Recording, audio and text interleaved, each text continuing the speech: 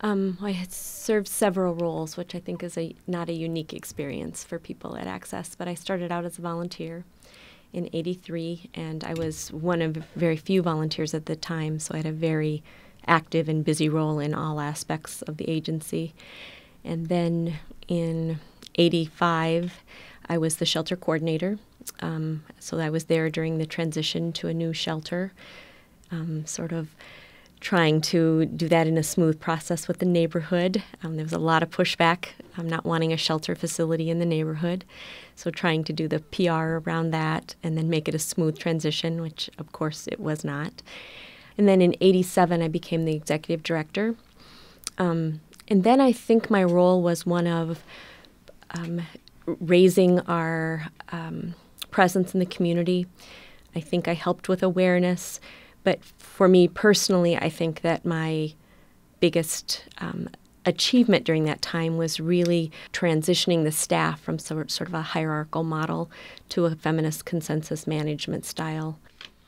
I always tell a story of Ruthie, if you don't mind. It's sort of random, but it's important to me. One of the pivotal moments, probably the defining moment for me in my career, actually, and something that has stayed with me, was a case that I went to a parking lot to meet a landlord had met me, asked me to come. One of her tenants, a woman named Ruthie, was in the car with her. The landlord said that she had been battered, that her partner battered her all the time, and that she had pretty much brought her here for me to save. Ruthie was intoxicated at the time, very traumatized. In fact, she would only roll her window down just a crack. And every time I moved, she flinched. She was suffering from severe PTSD. I think she probably had pretty severe injuries at the time, if not a concussion and maybe some spinal cord damage. She was in excruciating pain, self-medicated with alcohol.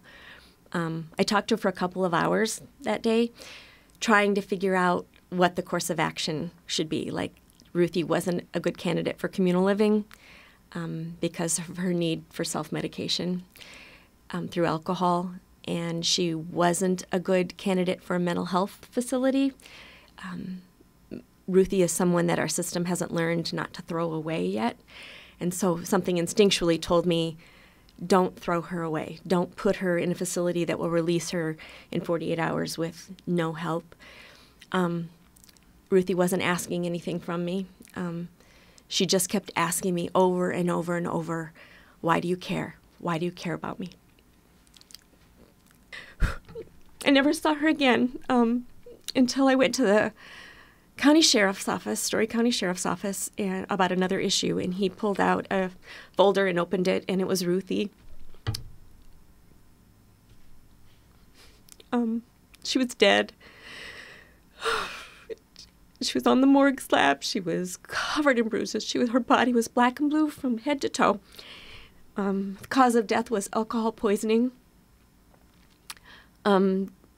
They believed that her husband had beaten her and then administered alcohol over a 10-day period of time until she died. But they weren't going to charge him. And the reason that they were showing me is because I was the only person listed.